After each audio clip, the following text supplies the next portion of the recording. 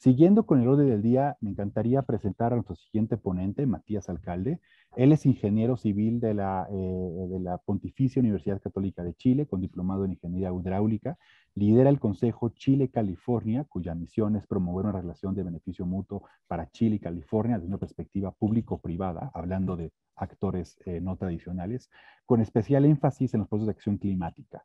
Ha pasado años diseñando condiciones propicias para transferir curvas de aprendizaje positivas para la resiliencia costero-marina, la transición hacia una energía limpia, conectando el sector público con la ciencia, la tecnología, obviamente el sector empresarial, privado, y fortaleciendo iniciativas de inversión de impacto. Nuevamente, buscando estos otros aliados fundamentales para traerlos a la mesa y generar conversaciones propositivas, regenerativas.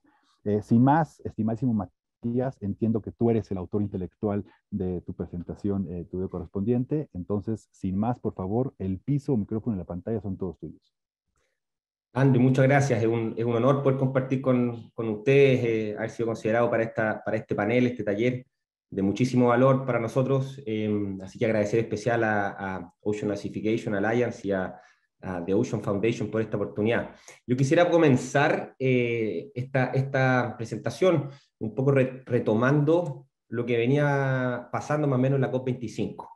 Nosotros hicimos un panel en el pabellón de Chile que se llamaba Foco en la Costa, conectando el corredor biológico entre Chile y California, donde tuvimos la participación del ministro de Ciencia de Chile, Andrés Kub, y también una coalición científica del Observatorio de la Costa para poder un poco ilustrar más o menos cómo poder entender dinámicas bottom-up, de abajo hacia arriba, en un momento donde las componentes sociales son sumamente importantes para abordar el cambio climático. Y quiero iniciar con este pequeño video en mi tiempo de presentación, dura 3 minutos, espero que les guste. Me parece que va a ser bueno recapitular desde ahí. ¿Me confirman que se ve bien? Y corre video.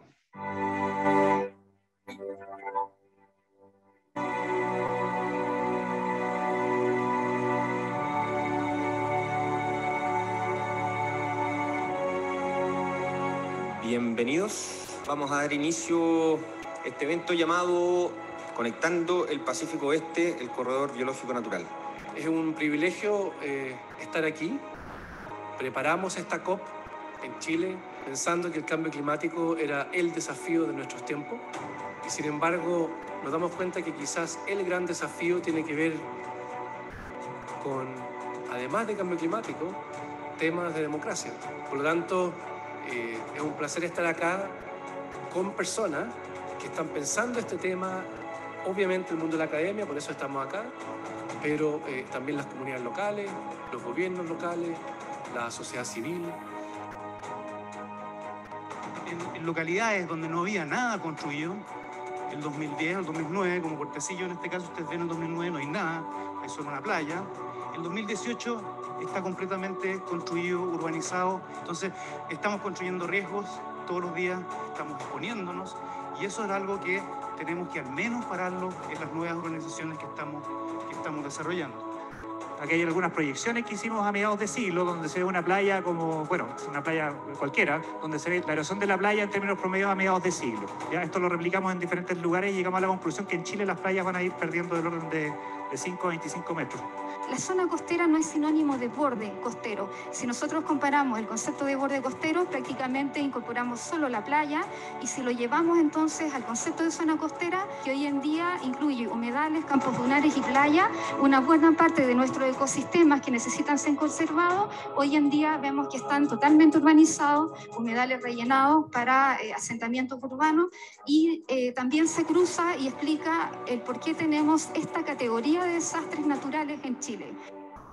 Los humedales costeros son la primera línea frente al cambio climático y una de sus principales amenazas, como ya sabemos, son algunas naturales y incididas por el cambio climático, pero también una muy importante producida por los seres humanos y que produce una escasez hídrica debido a un mal uso, a un uso irracional del agua.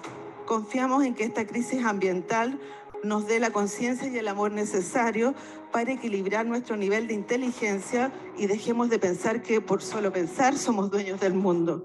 Un mensaje que viene desde una pequeña bahía al sur del mundo, un lugar donde los ciudadanos nos reconocemos como hijos de la tierra y nos organizamos para protegerla.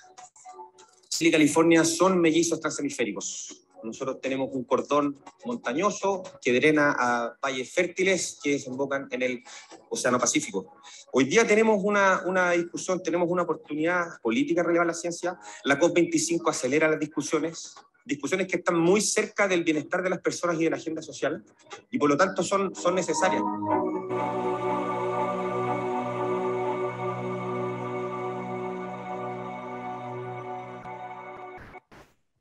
Bueno, con eso voy ahora a compartir una reflexión, una slide. Quería comenzar con ese video porque me parece que desde la última COP el mundo entró en una etapa histórica. Jessy, si quiere me comenta nuevamente si se ve bien. Esperemos que sí. Pero empezó, después de la última COP, el mundo empezó con una tensión social muy fuerte. En un año de pandemia, muchas cosas quedaron, por así decirlo, en paréntesis, pero me parece que fue un tiempo bastante interesante para acercar la agenda climática a la agenda social, poder socializar estrategias, poder construirlas. Y en ese momento nosotros presentamos un poco como curvas a favor, curvas de casos exitosos en políticas establecidas que derivaron a un buen establecimiento de economías costeras, como fue el caso de California, con además una creación de 124 áreas marinas costeras protegidas con niveles de manejo y medición que son interesantes de entender cómo pueden ser exportables. Me refiero al 1976, el Coastal Act, que deriva después en la creación de la California Coastal Commission, un organismo público-privado, y el Marine Life Protection Act después en 1999, que establece estas áreas en un proceso que tiene base científica, integra a las comunidades, integra a las economías locales, y me parece que tiene muchos elementos favorables para considerar, no solo para Chile, pero para distintos países que tengan la necesidad también de hacerlo, que me parece que todos los países costeros tienen algo así. Y es cómo integrar básicamente visiones público-privadas a la planificación territorial, para poder controlar el desarrollo costero. Eso lo logran más o menos en California, logran controlar el acceso a público o dar más acceso a público a las personas a las playas, y eso generó un beneficio medible a las comunidades costeras en términos de sus desarrollos económicos, su bienestar social, pero también pesquerías más productivas, protección de la biodiversidad, y todo esto respaldado por ciencia, por generación de educación, turismo, capital social y natural que acompaña a todo este beneficio local de una acción como esta. Y ahora, como decían por ahí, estamos en una zona costera. El tema se llama foco en la costa, como podemos ver en este diagrama. ¿Y por qué la costa? Porque es la más afectada en los efectos del cambio climático. Las crecidas, el aumento del nivel del mar, los tsunamis, están estableciendo interacciones muy complejas que hay que integrar en términos de ciencias distintas, pero también complementarias en cuanto a el valor de las economías azules debajo del agua, en lo que es las ciencias biológicas marinas, pero también en lo que se respecta a las ciencias oceanográficas, ambas súper incidentes con respecto al cambio climático. Y como decían en el video, la parte oceanográfica respecta a entender dónde estamos construyendo infraestructura y si nos estamos exponiendo a riesgos o no. De esa manera, con un objetivo, como establecía el embajador Valdemar Kutz anteriormente, de establecer esta red de áreas marinas en ecorregiones súper representadas, pero que puedan cuantificar activos azules, entender que estos sistemas tienen que ser medibles en cuanto a sus capturas de carbón y sus aportes al cambio climático. Uno tiene que entender estos problemas complejos en miradas largas. Y en eso estuvimos desarrollando un framework que un poco establece la variable al final del argumento. Es, si yo logro tener un sistema de colección de datos locales, probablemente voy a haber logrado una adopción local a los esfuerzos de conservación, y por ende, ¿cómo construyo eso hacia atrás? ¿Y qué actividades necesito entender que sean socialmente factibles, que rescate la ciencia disponible, que es un poco lo que me parece más hay, a lo menos en el corredor biológico del Pacífico, y como vimos el caso de México, como vemos el caso de Perú, de Costa Rica? Me parece que lo que más hoy día hay es practicantes costeros donde hay que relevar la información, entender los liderazgos, la estructura de poder local, para poder fortalecer relacionamientos regionales, locales, que son tan necesarios para poder establecer nuevos prototipos y formas de gobernanza, ¿no? Pero estamos entendiendo que al principio hay que entender cuáles son esas condiciones habilitantes, y hay ciertas actividades para transformar un poco lo holístico en algo medible, para poder avanzar en estrategias bastante concretas que acompañen estos compromisos internacionales desde las bases, que le den factibilidad al cumplimiento de los compromisos internacionales. Y en esa lógica, ¿cómo establecer representatividad local en estas figuras de gobernanza que hay que estandarizar, donde se pueden sentar en la mesa los gobiernos, los representantes de los gobiernos en las comunidades locales, pero también las mismas comunidades establecidas sus juntas de vecinos, organizaciones de la sociedad civil, pero también cómo eso es más visible al sponsor que hoy día es público y privado en cuanto a su financiamiento. Cómo establecer un sistema de visibilidad que permita fortalecer la capa regional local, que permita visibilizar más las cosas que suceden en los territorios frente a las estrategias de políticas de Estado internacionales que hoy día estamos viendo. Y nosotros, ¿cómo lo queremos hacer? ¿Cómo partir con esta serie de actividades? ¿Cómo transformar eso holístico en lo medible? Para Chile, el 2022, lo que queremos justamente hacer es entender, es valorizar esta serie de activos azules costeros, entender cuál es su componente ecológica, pero cómo acompaña las variables socioeconómicas aguas arriba de estos lugares sensibles y lugares que están hoy día tremendamente afectados por el cambio climático. Queremos entender cómo puede ser una hoja de un policy baseline, como más o menos una línea base de la estrategia que pueda resolver problemas de diseño en la institucionalidad actual, tanto resolver instrumentos existentes como el entendido de ciertos instrumentos nuevos que necesitan crearse más pronto que tarde para poder regular ciertas brechas no reguladas con integración de la ciencia y de la sociedad civil. Para eso queremos componer también un trabajo territorial, donde la curva de aprendizaje de California en términos de monitoreo medible, la construcción de aquello, puede ser bastante interesante para los esfuerzos en cursos en 3 zonas representativas en Chile, de distintas figuras, como decían por ahí, silos regulatorios, como es las figuras de espacios costeros marinos de pueblos originarios, las figuras de manejo de explotación de recursos bentónicos, pero también en el norte de Chile, figuras de áreas marinas protegidas de múltiples usos, especialmente para los bosques marinos. Hay que entender qué está ocurriendo aguas arriba en términos sociales para poder establecer condiciones habilitantes que permitan la adopción y la perpetuidad de los esfuerzos de conservación, y para eso poder establecer un proyecto inicial que establezca una casa ampliable de estas condiciones habilitantes, entendiendo de que si California lo hizo hace 60 años, bueno, algo ocurrió en un lugar como California que puede ser replicable en la idiosincrasia de cada país para avanzar en aquellas metas y poder apoyar a los gobiernos a tomar decisiones basadas en ciencia, con confianza de que hay equipos de trabajo que están trabajando en pos de esto y son emprendedores sociales. Yo veo que los científicos también son emprendedores sociales, y hoy día estas formas holísticas hoy día carecen de figuras de financiamiento. Yo les puedo estar contando que estas son nuestras actividades del 2022, pero claramente hoy día las figuras de financiamiento tienen que acompañar estas cosas. Desafíos para organizaciones como las nuestras, pero que esperemos que integren también los compromisos que internacionalmente se están realizando de cara a estas conferencias internacionales. El 2021, en año híbrido, estuvimos haciendo un proceso de socialización a lo largo del año con distintas instancias de la sociedad chilena de ciencias del mar, en distintas participaciones con coaliciones científicas, pero también en las Naciones Unidas, el Blue Water Summit, también el Oceans Decade, y con esto entender de que es un framework que pueda ser replicable tanto para un Chile, pero para otros destinos que puedan estar entendiendo cómo abordar un desafío tan complejo como este. Sin más, agradecerles, esperar el espacio de conversación y esperar que estas estrategias de abajo hacia arriba puedan complementar los compromisos internacionales a los desafíos que hoy día tenemos. Muchas gracias por el espacio. Muchísimas gracias, Matías, por esta presentación y esta perspectiva. Ahora sí, una dimensión grande, regional, ahora sí que de las Américas uno podría decir. Y antes de pasar al siguiente segmento, sí me gustaría aprovechar el micrófono para hacerte una pregunta.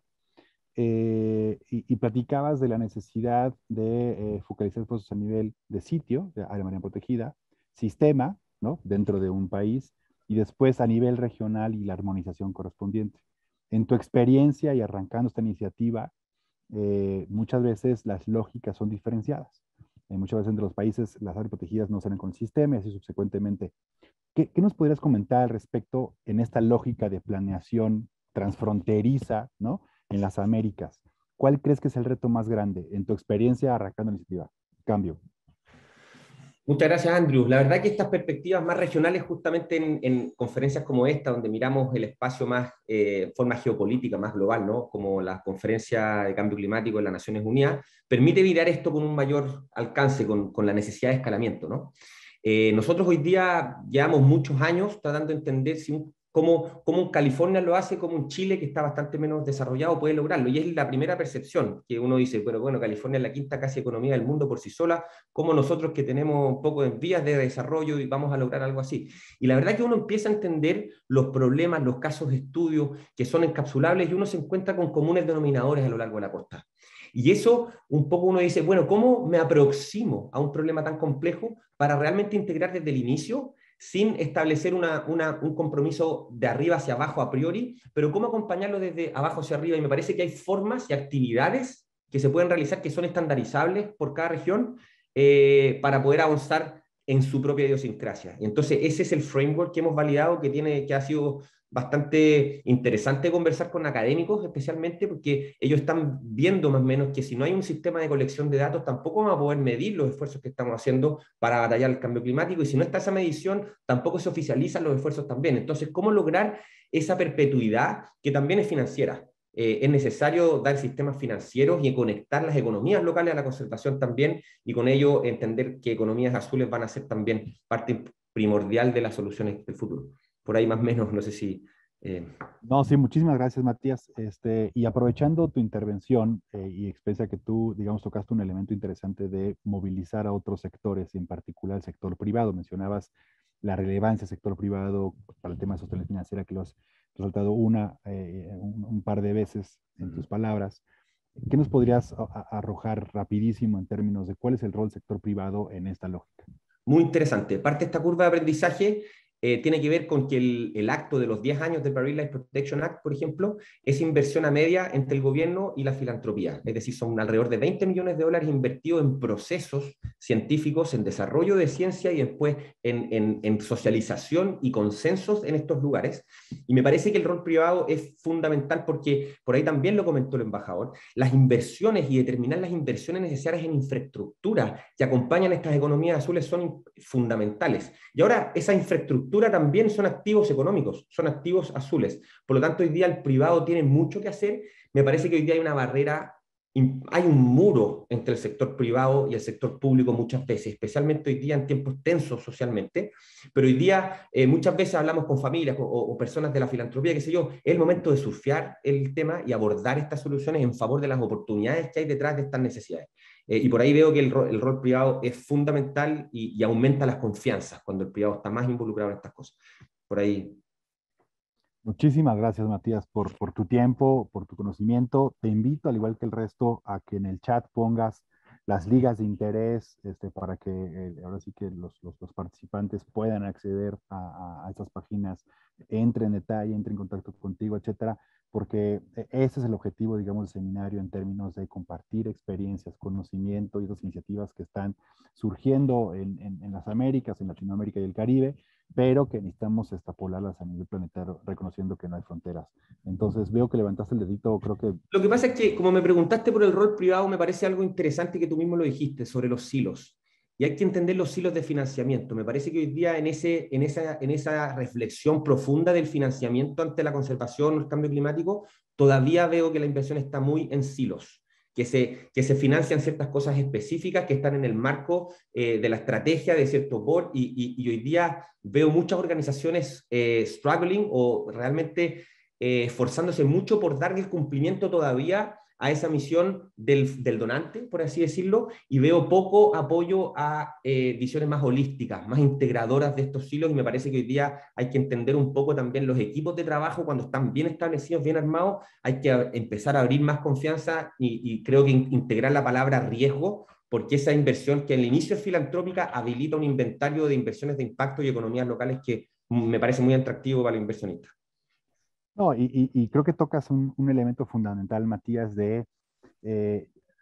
insisto mucho en romper estos hilos, verlos de manera mucho más integral y holística, en pensar, y es una filosofía, por ejemplo, del panel de alto nivel para una economía sónica sostenible, que busca el balance entre tres elementos fundamentales, ¿no? O sea, la protección efectiva de los océanos, mares, costas, la producción sostenible y la prosperidad justa y equitativa. Es decir, no es uno contra otro, como históricamente había habido discusiones, es cómo podemos integrar todo esto de manera nuevamente sistémica, transfronteriza, ahora con un elemento que exacerba las cosas como es el cambio climático. Entonces, Matías, muchísimas gracias por tu participación el día de hoy y por favor quédate para continuar la discusión en el chat.